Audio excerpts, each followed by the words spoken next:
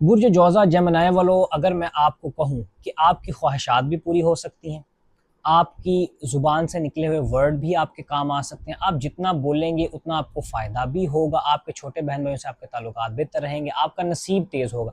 तो क्या ही मज़ेदारी वाली बात हो, और वो सारा कुछ करने के लिए आपको कोई लंबी-चौड़ी मेहनत नहीं करनी, सिर्फ़ एक लौह अपने पास बनवा के रखनी है, जो ख़ास शर्फ़ शम्स की लौह है। इसके अंदर या मुमिनों का नक्श भी मौजूद है, तस्ख़ीर सुलेमान, तस्ख़ीर दाऊद का सिक्का भी मौजूद है, और ख़ास तिलिस्म नौरोज़ का भी मौजूद है। उसके अलावा देखा जाए तस्ख़ीर सुलेमान और तस्ख़ीर दाऊद का जो सिक्का है, यानी हज़रत सुलेमान अलैहिस्सलाम की तस्ख़ीर, इसके अंदर जो तिलिस्म होता है वो इसके अंदर ऐड किया गया, और ख़ास इसमें आज़म का नक्श भी इसके अंदर कंदा किया है। उससे क्या फ़वाइद होंगे? सबसे पहले तो आपकी ख्वाहिशात पूरी होंगी जौज़ा वाले जेमिनी वालों के लिए। अब हर बुर्ज के ऊपर इसका अपना असर होता है, लेकिन जौज़ा वालों के लिए ख़ासकर ये 11th और 3rd का लॉर्ड होता है सन।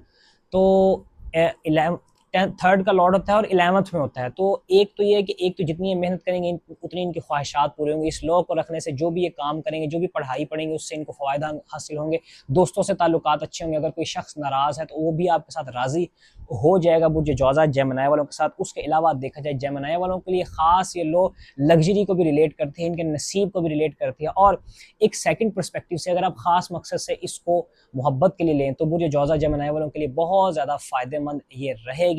हदिया इसका एक माकूल सा रखा गया ताकि कोई भी शख्स इसको ले सके। अगर आप नहीं लेना चाहते ये लो, या अगर आप नहीं ले सकते, आपकी रेंज से बाहर है, आपकी वुसअत से बाहर है, तो इसमें आसान सा तरीका ये है कि या मुमिनू 136 मरतबा रोज़ाना की बुनियाद पर बुर्ज जौज़ा जेमिनी वाले इसी नीयत से पढ़ेंगे, क्योंकि ये इसमें अज़म इनकी इन्हीं चीज़ों को रिलेट करता है। साथ ही साथ तस्ख़ीर सुलेमान, तस्ख़ीर दाऊद के लिए ये कोशिश करें कि हज़रत सुलेमान अलैहिस्सलाम को 2 नवाफ़िल रोज़ाना की बुनियाद पर पढ़ के और 2 नवाफ़िल हज़रत दाऊद अलैहिस्सलाम को हदिया करें, उनकी बारगाह में पेश करें, अल्लाह ताला से उनकी दर्जात में बुलंदी के लिए दुआ करें। तो इंशाल्लाह जो ये इनके मसाइल हैं, ये परेशानियाँ हैं, रुकावटें हैं, वो इंशाल्लाह दूर होना शुरू हो जाएंगी। मंगवाने के लिए आप इस लोगों को मुझे व्हाट्सएप या इनबॉक्स कर सकते हैं। अल्लाह हाफ़िज़।